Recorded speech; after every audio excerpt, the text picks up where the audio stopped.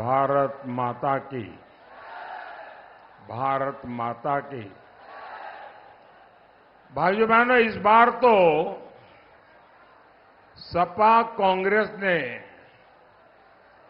चुनाव से पहले ही इरादे साफ कर दिए हैं। कांग्रेस कह रही है कि वो सबकी संपत्ति की जांच कराएगी।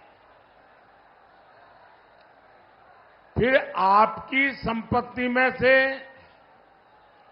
एक हिस्सा अपने जो वोट जिहाद करने वाली वोट बैंक है, उन लोगों को दे देंगे। आप मुझे बताइए भाइयों, आपकी संपत्ति किसी भी सरकार को आप छीनने देंगे क्या? अगर मेरी बात पहुंची है तो सब लोग जवाब देना। क्या किसी भी सरकार को आप अपनी संपत्ति छीनने देंगे क्या? किसी को लूटने देंगे क्या? आपके माता पिता ने जो मेहनत करके कमाया है, उस पर आपका अधिकार है कि नहीं है? वो आपको मिलना चाहिए कि नहीं मिलना चाहिए? लेकिन ये सपा कांग्रेस वाले अपने चुनावी मैनिफेस्टो में कह रहे हैं कि वो एक्सरे निकालेंगे।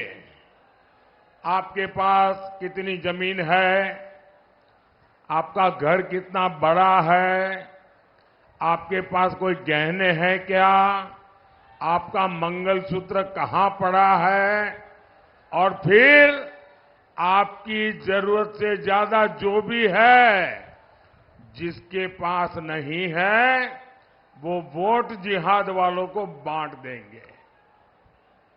क्या आपने अपने माता पिता की संपत्ति को बांटने देंगे क्या?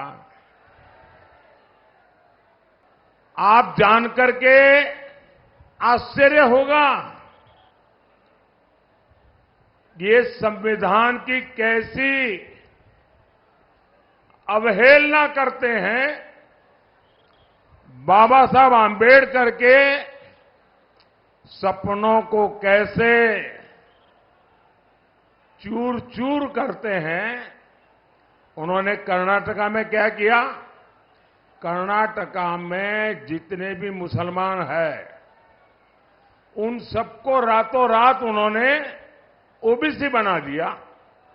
एक थप्पा मार के कागज निकाल दिया। इसका परिणाम यह हुआ कि जो पिछड़ों का आरक्षण था, उसमें वो आ गए तो सारा डाका डाल करके ले गए और सारे पिछड़े रह गए।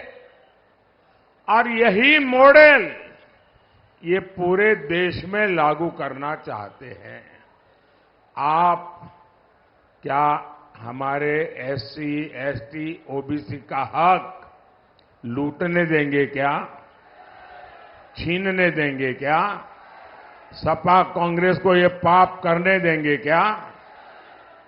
साथियों, इतना ही नहीं, अब ये संविधान बदलकर एससी, एसटी, ओबीसी का पूरा आरक्षण मुस्लिमों को देना चाहते हैं।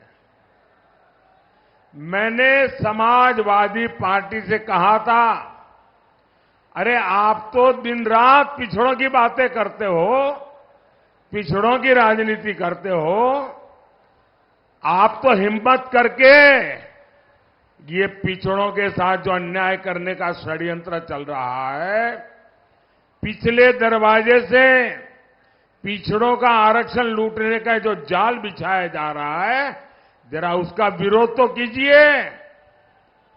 लेकिन ये सपा वाले मुंह पर ऐसा ताला लगा के बैठ गए, ऐसा ताला लगा करके बैठ गए कि वो बोलने को तैयार नहीं है। क्या ये सपा वालों को भी माफ कर सकते हैं क्या? साथियों, कांग्रेस आपका आरक्षण खत्म कर रही है और सपा उसका समर्थन दे रही है। और किसकी खातिर? सिर्फ और सिर्फ जो वोट जिहाद करते हैं वो वोट बैंक के खातिर करना चाहते हैं। साथियों, सपा वाले तुष्टीकरण के लिए किसी भी सीमा तक जा सकते हैं। हमारे कल्याण सिंह जी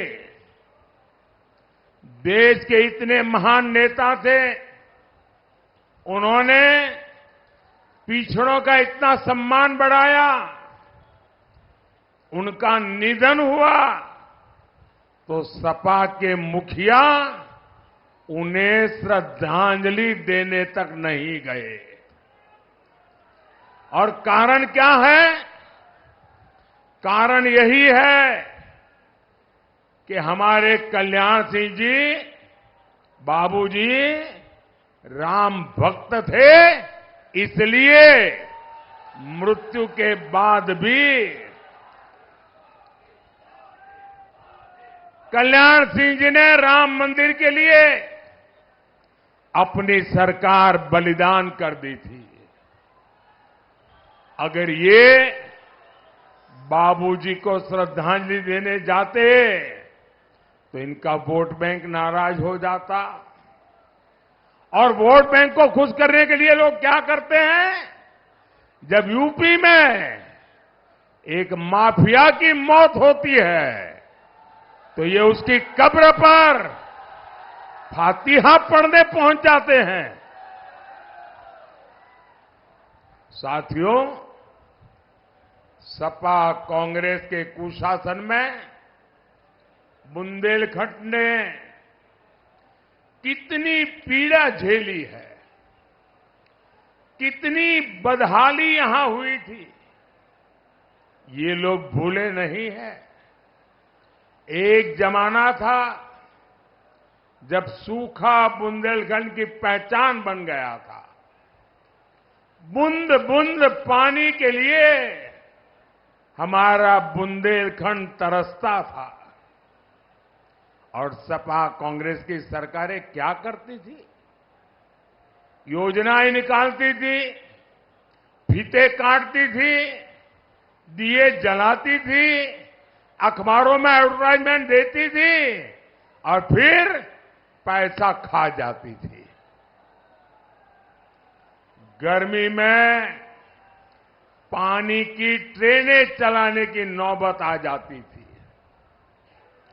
इतना ही नहीं, दुर्भाग्य तो वो था कि लोग स्टेशन पर जब ट्रेनें चलती थी वहां पहुंच करके शौचालय में जो पानी आता है ट्रेन में, उसमें से भी पानी भर करके घर ले जाने के लिए एक दूसरे के साथ धक्का मुक्की करने की नौबत आती थी।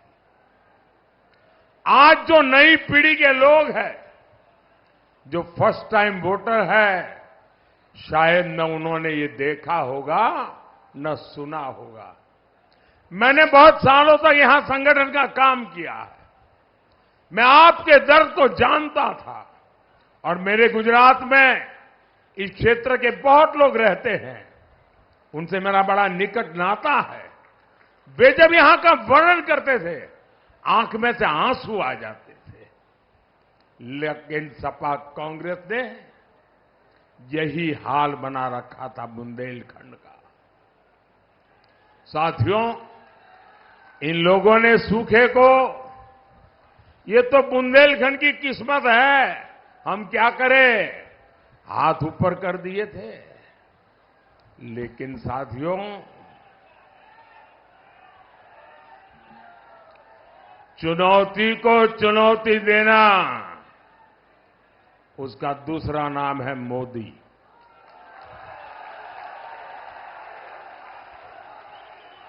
और चुनौती से जो टकराता है वही तो मोदी कहलाता है।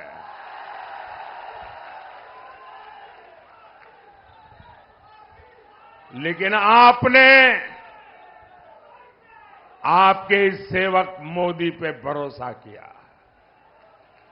मोदी ने इस संकट से लड़ने के लिए खुद को खपा दिया।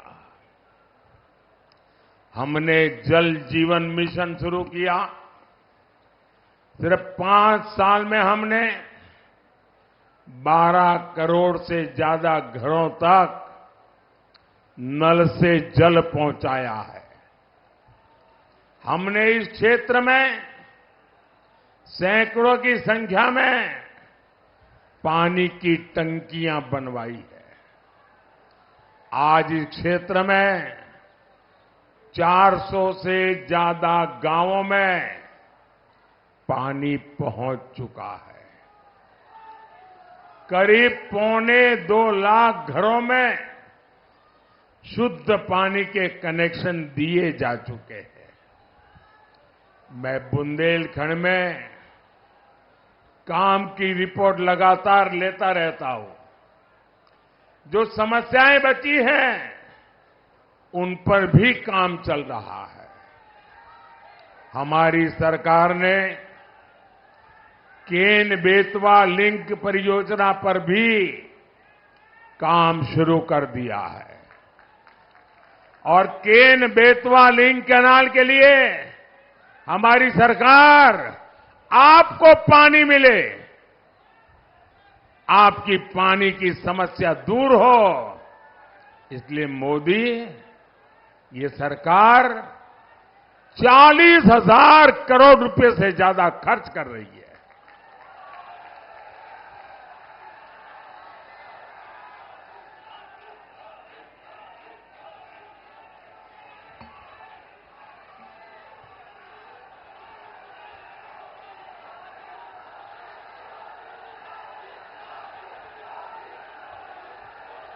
जब ये योजना पूरी होगी तो बुंदेलखंड के इतिहास में एक नया अध्याय शुरू होगा।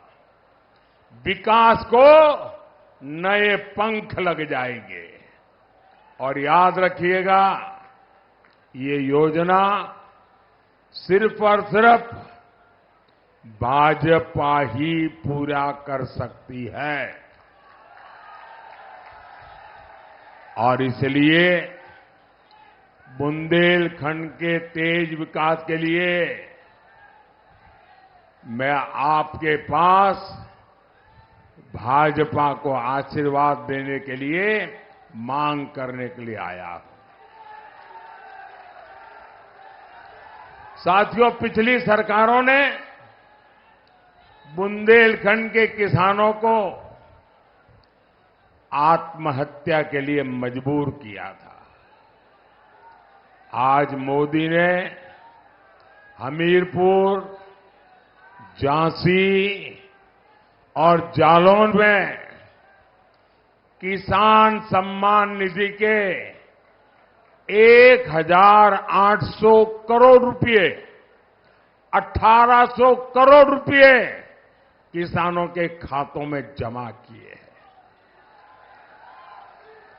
हमने जालौन और हमीरपुर में स्टोरेज फैसिलिटी बनाई है।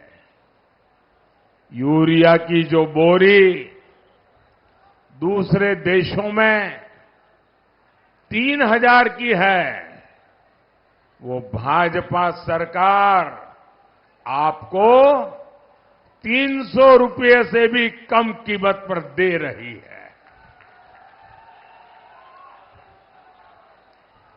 हम गरीबों को मुफ्त राशन, मुफ्त इलाज और पक्के मकान दे रहे हैं। और मोदी सिर्फ इतने पर ही नहीं रुका है।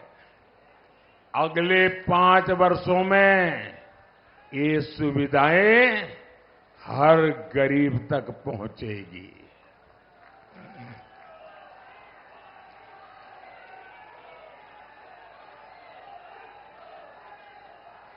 आप लोग मेरा एक काम करेंगे, अगर आप सबके सब हाथ ऊपर करके बताते हैं तो फिर मैं बोलूंगा। क्या आप मेरा एक काम करेंगे? आप मेरा एक काम करेंगे? आप मेरा एक काम करेंगे? आप गांव-गांव जाते होंगे, अलग अलग बस्तियों में जाते होंगे।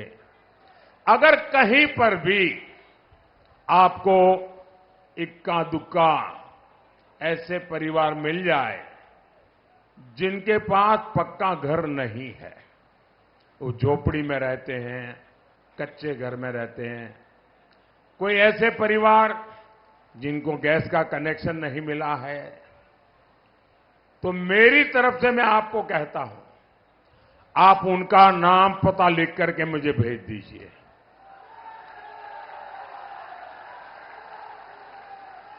और उनको कहना कि मोदी जी हमीरपुर आए थे और मोदी जी ने गारंटी दी है कि 4 जून के बाद जब नई सरकार बनेगी तो आपका मकान भी बनेगा। आप मेरी तरफ से उनको गारंटी दे देंगे? गारंटी दे देंगे? मेरे लिए तो आप ही मोदी है। और इस काम के लिए हम 3 करोड़ नए पीएम आवास बनाएंगे, ये मैं आपको गारंटी देता हूं। साथियों, हर परिवार में आजकल बुजुर्ग होते हैं, माता पिता, दादा दादी, चाचा चाची, नाना नानी, और जो बेटे बेटी कमाते हैं उनके पास 2 जिम्मेवारी होती है। एक तो अपने बुजुर्गों की सेवा करना, उनकी चिंता करना, खुद का ख्याल रखना और अपने बच्चों की परवरिश करना। और 70 साल की आयु के बाद कोई न कोई छोटी मोटी बीमारी तो आ ही जाती है, तो स्वाभाविक जो बेटा बेटी कमाते हैं उन पर एक नया खर्च आ जाता है, 1000-2000 रुपया। कभी बड़ी बीमारी आ जाए तो सब कुछ गिरवी रख देना पड़ता है। और इसलिए जो बेटे बेटी कमाते हैं उन पर आर्थिक बोझ न पड़े, इसलिए मोदी ने तय किया है कि आपके परिवार, कोई भी व्यक्ति हो, आपके परिवार के 70 साल से ऊपर के जो भी लोग होंगे, अगर उनको बीमारी हुई, इलाज की जरूरत हुई, तो खर्चा आपका बेटा मोदी करेगा। अब वो इलाज का खर्चा आपको नहीं करना पड़ेगा। भाइयों बहनों, मेरा एक और संकल्प है, जो हमारी बहनें जिनके अंदर महारत है उनको मैं ऐसे नई नई चीजें सिखाना चाहता हूं, काम के अवसर देना चाहता हूं। और मैंने तय किया है कि मैं 3 करोड़ लखपति दीदी बनानी है मुझे। ये 3 करोड़ लखपति दीदी, ये बहुत बड़ा काम है, लेकिन मोदी को बड़े काम करने की आदत है।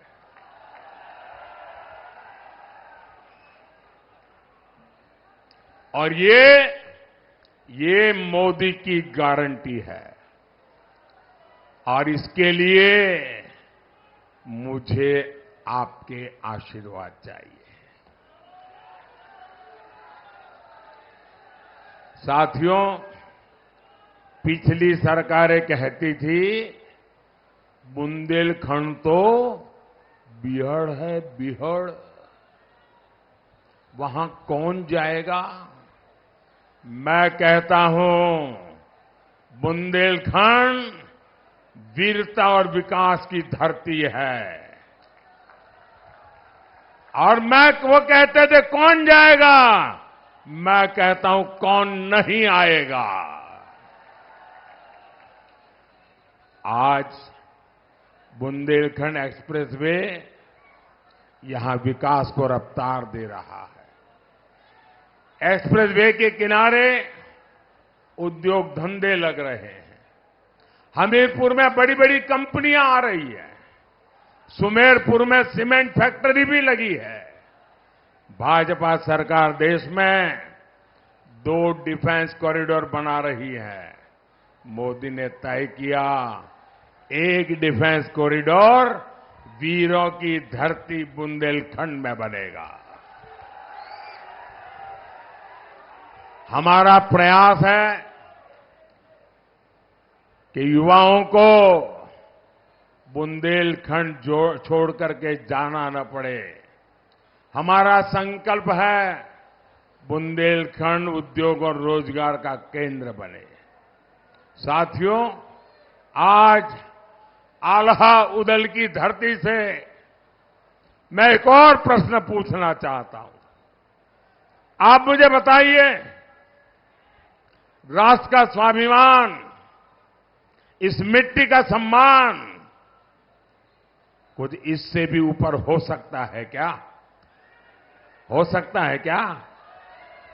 मोदी ने कश्मीर से 370 हटाई। मोदी ने पाकिस्तान को मुंह तोड़ जवाब दिया। देश के स्वाभिमान के लिए मोदी दुनिया की बड़ी बड़ी ताकतों से भिड़ा। क्या ये सब इसलिए था कि कांग्रेस इस पर पानी फेरने की बात करे?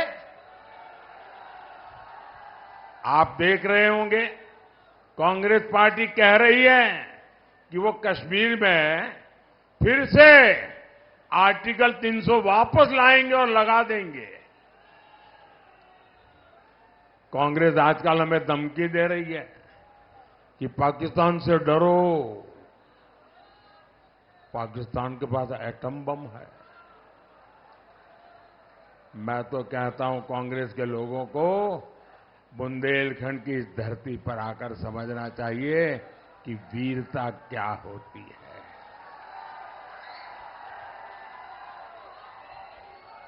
आप मुझे बताइए, हम पाकिस्तान को घर में घुसकर मारकर आए थे कि नहीं आए थे? पाकिस्तान ने फिर कभी मुंह उठाने की हिम्मत की क्या? पाकिस्तान के पास परमाणु बम है। इसकी धमकी देने वालों को पता नहीं है, उनको उसके रखरखाव का खर्चा नहीं है, उनके पास संभालने का खर्चा नहीं है। उनके पास साथियों, वो कहते हैं मिसाइलें हैं। हम बुंदेलखंड में जो डिफेंस कॉरिडोर बना रहे हैं ना, वो पटाखे बनाने के लिए नहीं है, मिसाइल बनाने के लिए है। पाकिस्तान का डर दिखाकर वोट मांगने वालों को आप वोट देंगे क्या? जो पाकिस्तान का डर दिखाते हैं वो वोट देने लायक है क्या? है क्या? साथियों, 20 मई को आपका वोट सशक्त भारत, विकसित भारत, इसकी गारंटी होगा। हमीरपुर में कुंवर पुष्पेंद्र सिंह चंदेल जी, जालौन में भानु प्रताप सिंह वर्मा जी और झांसी से श्री अनुराग शर्मा जी, आप इनके पक्ष में ज्यादा से ज्यादा मतदान करवाइए। कमल पे बटन दबाएगा, और जब आप कमल पे बटन दबाएंगे ना, तो वोट सीधा सीधा मोदी के खाते में जाएगा। तो ज्यादा से ज्यादा मतदान करवाएंगे, पोलिंग बूथ जीतेंगे। 10 बजे से पहले मतदान हो जाए ऐसा करेंगे। पहले मतदान फिर जलपान, मेरी बात मानेंगे? अच्छा, मेरा एक और काम करेंगे। कमाल है यार, मैंने मेरा काम कहा तो ठंडे पड़ गए। मेरा एक काम करेंगे, सबके सब जरा हाथ ऊपर करके बताओ तो मैं बताऊं। करने वाले हैं तो वही हाथ ऊंचे करे, फालतू में हाथ ऊपर मत कीजिए। करेंगे? अच्छा, एक काम करना, इन दिनों ज्यादा से ज्यादा लोगों को मिलना, ज्यादा से ज्यादा घरों में जाना, ज्यादा से ज्यादा परिवारों में जाना और परिवार में बैठ करके कहना सभी परिवार के मुखिया को कि बोले मोदी जी हमीरपुर आए थे और हमीरपुर में आए थे तो मोदी जी ने खास आपको जय श्री राम कहा है। मेरा जय श्री राम पहुंचा देंगे, पक्का पहुंचा देंगे। बोले भारत माता की, भारत माता की। बहुत बहुत धन्यवाद। For more of such videos, do like, share and subscribe to ET Now Swadesh.